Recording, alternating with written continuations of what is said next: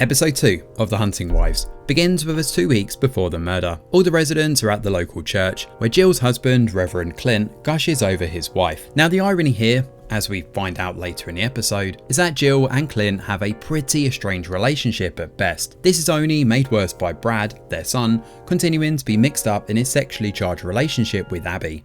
For now though, Clint encourages the newcomers to head up on stage, which include Sophie, Jack and Graham of course. Margo watches as Sophie begins crying after the sermon touches on sacrifice, and her face is even projected on the big screen for everyone to see. It's here we also get a better look at Star, Abby's mum. She's a woman from the basketball court we saw last episode, and she tries to strike up a conversation with Sophie about her foundation. Unfortunately, those housewives of East Texas poke fun at her and drag Sophie away.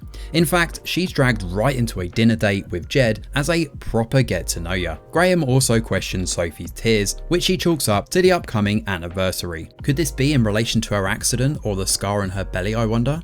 Back at the church though, Brad and Jamie goof about during choir practice, much to Pastor Pete's annoyance. Abby is caught in the middle of this as she's clearly being pressured into doing more sexually with Brad. Pete can sense her apprehension and questions her in private about this, telling her about the temptation she's struggling with. While this is going on, someone breaks into Margo's lake house cabin and begins looking around. He even uses the toilet too, and like a proper psychopath has his trousers and underwear around his ankles too. Margo shows up to see her brother in the middle of this and offers Kyle $20,000 to stay away from her. He lives in a rundown trailer and calls Margo by the name of Mandy, which appears to be where she was initially from before her rise to fame with Jed. Despite her faithful demeanour in public, Margo is anything but behind the scenes. She shows up at Callie's place where she professes her love, and the pair immediately start kissing in the hallway. However, Margo is here to actually break off their affair. With Jed desperate to be governor, she doesn't think it's a good idea to keep these lesbian ties going. However, all of this is obviously Margo's way of switching her attention across to Sophie instead. That night, the dinner party goes ahead and we learn more about how these guys met. Apparently, Jed and Margo met online, while Graham and Sophie's is a tad more romantic than that. Sophie was waiting tables while Graham was in grad school, Harvard to be precise, and the pair were also neighbours too. Back then, Sophie was a bit of a wild child and a party girl until she killed it in PR before becoming a mum. There's definite tensions here though as Graham and Sophie talk, especially when Graham throws shade at Sophie for needing a cleaning lady while she's actually a housewife.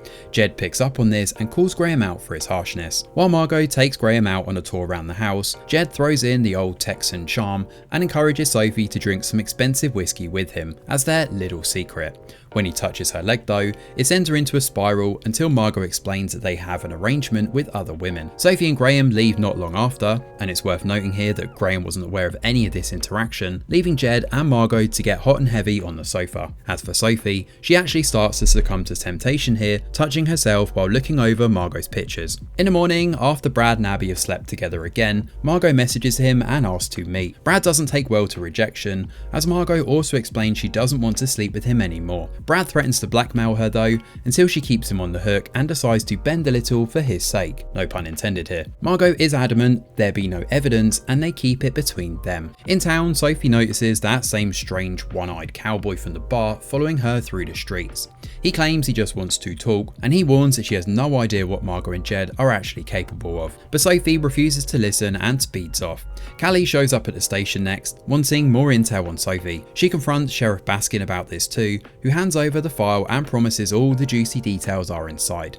We don't see precisely what's in there, but given Callie's reaction, it's definitely a big deal. As the episode closes out, Sophie heads over to see Margo at the lake house, only to find her receiving oral from Brad. She looks directly at Sophie while she's being pleasured, and the pair lock eyes as the episode comes to an end. So The Hunting Wives doubles down on the raunchiness in this episode, as we see firsthand exactly how many tangled knots are at work here. We're still no closer to finding out where the murder is coming from, or who will be responsible for pulling the trigger, but we do know that Margo has done a number on Sophie in a relatively short amount of time.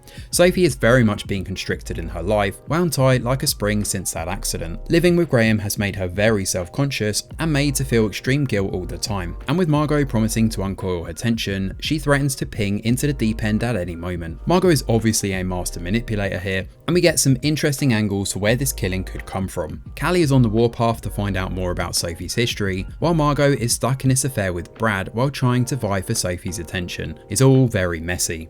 The ending seems to hint that we're about to enter crazy territory in the episodes ahead, and judging by what we've seen so far, who knows where this one will go next. Thanks for watching, and do let us know your thoughts in the comments below. Smash a like or subscribe to the channel, your support is very much appreciated. I'm Greg Wheeler, and from all of us over here at The Review Geek, we'll see you on the next video.